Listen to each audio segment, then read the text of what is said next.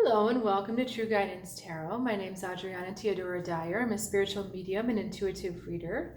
I've got a message for Cancer today, and I wanted to let you know how it works. I've asked my guides in spirit to bring a message through the cards that will be deeply meaningful and helpful for you this week as you navigate what's going on. And I also like to ask them for practical advice so you know how to implement this, or you get some suggestions of how to implement it.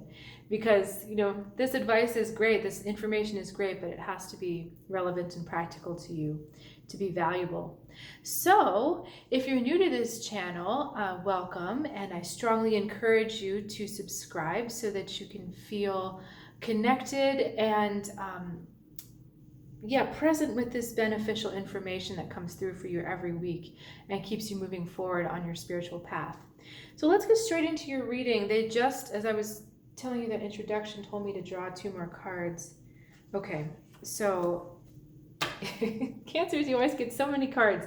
Let's just go ahead in. It's really interesting because I almost feel like there's an issue we're going to be talking about, and it's the right way forward, but it's almost like the old ways don't work anymore.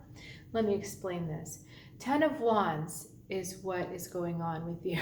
It's what's going on in your environment. So people are asking you to hold up more of the burden, to shoulder more responsibilities, or to take care of things that really aren't yours to take care of.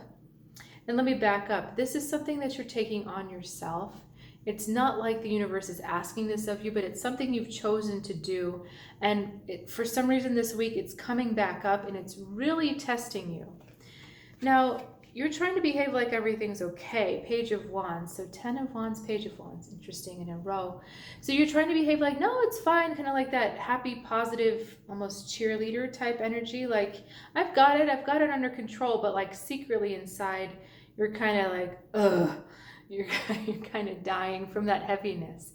So when I was drawing these cards for you, they said this is pertaining to relationships, and specifically this is pertaining to the behavior of people pleasing.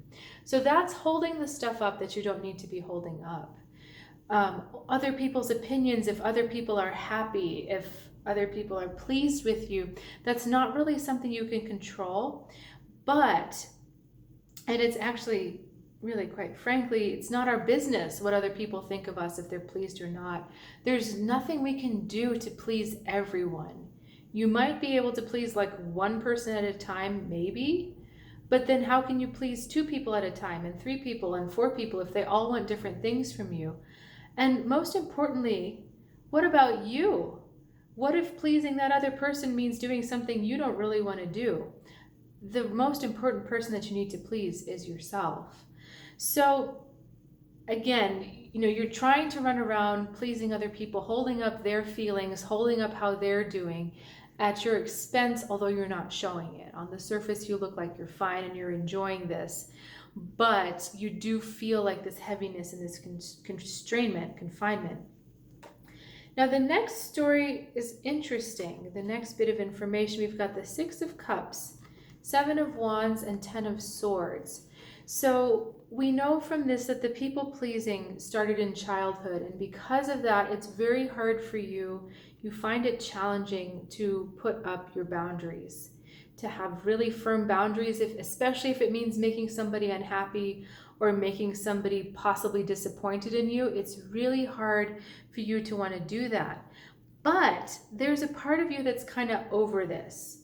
So we're getting a lot of 10s, 10 of Wands, 10 of Swords.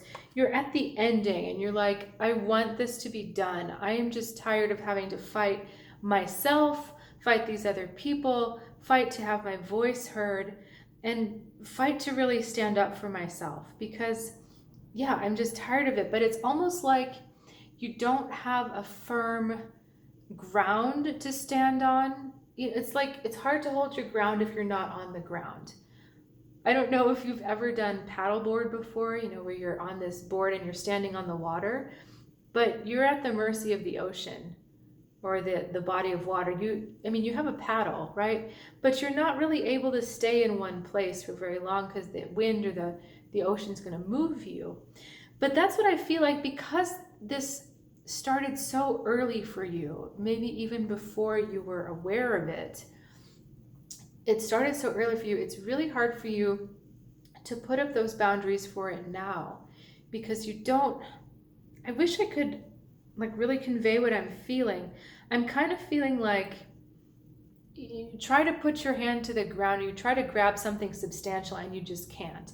It's kind of like trying to grab a piece of fog. You know, like I can hold a stick, but I can't grab fog. And that's what I feel like. So it's like every time you've tried to put up your boundaries, they haven't really been firm. So, okay, this is better. So maybe if planning your boundaries means like putting 2 stakes in the ground, if the ground is really, really soggy, those stakes aren't going to stand up very straight. They're going to kind of fall over. And that's what I feel like you've been doing energetically, but you're kind of like ready to be done with that.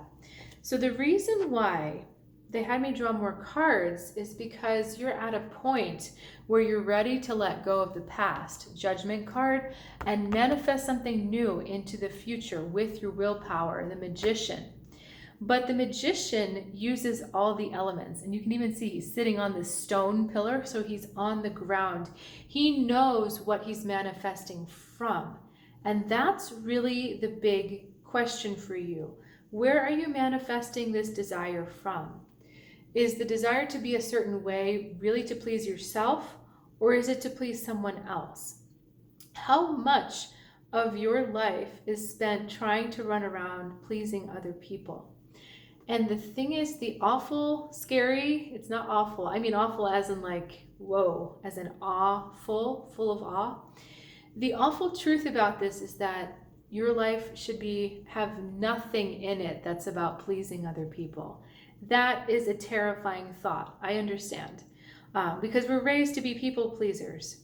But there is nothing in your life that should have to do with people pleasing. Your whole life can be actually about pleasing you. And that might sound very selfish, but is it? Because if you're pleasing yourself, if you're making yourself happy, if you're making yourself feel content, if you're making yourself feel satisfied without needing to get entangled with other people, aren't you giving them the gift of freedom? And isn't that the most selfless gift you can give someone? The freedom to feel and be however they want to be. So it's a little bit of a mind shift going on for you this week. But I see, that you've tried and tried and tried to put these boundaries up in the past and they haven't worked. But the ticket to it is really rising above this need to please other people and being willing to drop it. So let me see what I can get for advice for you, because I just feel like I told you to turn your skin inside out. So how the heck do we need to do that? So the first item is awareness. So, and remember, this is a process that took a long time to form. It's very deep in your psyche. Be gentle with yourself. The first step is being aware of when you are pleasing someone else. When you are being motivated and triggered to please someone else, it's likely that you feel something. Like when you're pleasing yourself, you feel a certain way, but when you go to please someone else, there's like a nah, it's a strange anxiety trigger. So being aware of it is one. So that's the first thing. So maybe the first week, you're just going through being aware. You're not changing it. You're not doing anything different. You're just being aware. Second week, you start to question it, saying, okay, I'm aware that this is what's going on. Is this how I really want to navigate? Do I have any other options? Do I want to take any other options? And they're saying, okay, stop there. Because those 2 steps are this direction you need to start going to really tightening up and cleaning this out of your vibration. But if I overwhelm you, then you're going to have too much information. So let's just start with those 2 steps.